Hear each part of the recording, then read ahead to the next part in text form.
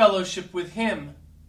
When we were united by faith to Christ, we were brought into such complete fellowship with him that we were made one with him, and his interests and ours became mutual and identical. We have fellowship with Christ in his love. What he loves, we love. He loves the saints, so do we. He loves sinners, so do we. He loves the poor, perishing race of man, and pants to see earth's deserts transformed into the garden of the Lord, so do we.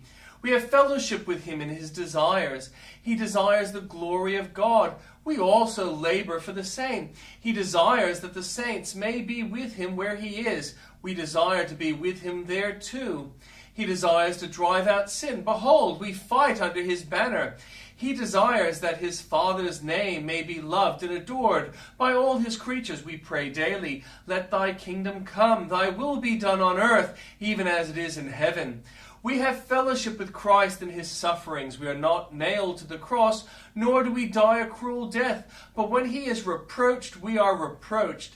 And a very sweet thing it is to be blamed for his sake, to be despised for following the Master, to have the world against us.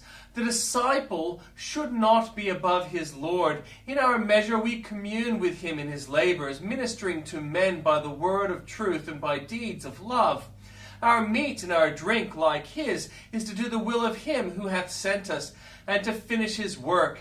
We have also fellowship with Christ in his joys. We are happy in his happiness. We rejoice in his exaltation.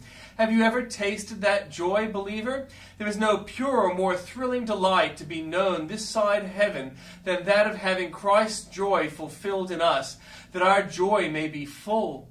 His glory awaits to complete our fellowship, for his church shall sit with him upon his throne as his well-beloved bride and queen. Get thee up into the high mountain. Each believer should be thirsting for God, for the living God, and longing to climb the hill of the Lord and see him face to face. We ought not to rest content in the mists of the valley when the summit of Tabor awaits us. My soul thirsteth to drink deep of the cup which is reserved for those who reach the mountain's brow and bathe their brows in heaven. How pure are the dews of the hill, how fresh is the mountain air, how rich the fare of the dwellers aloft, whose windows look into the new Jerusalem. Many saints are content to live like men in coal mines, who see not the sun. They eat dust like the serpent, when they might taste the ambrosial meat of angels. They are content to wear the miner's garb, when they might put on king's robes. Tears mar their face, when they might anoint them with celestial oil. Satisfied I am that many a believer pines in a dungeon, when he might walk in the palace roof and view the goodly land in Lebanon.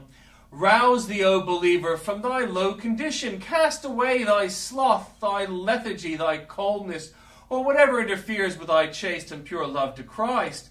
Thy soul's husband, make him the source, the center, and the circumference of all thy soul's range of delight. What enchants thee into such folly as to remain in a pit, when thou mayst sit on a throne? Live not in the lowlands of bondage, now that mountain liberty is conferred upon thee. Rest no longer satisfied with thy dwarfish attainments, but press forward to things more sublime and heavenly. Aspire to a higher, a nobler, a fuller life, upward to heaven, nearer to God.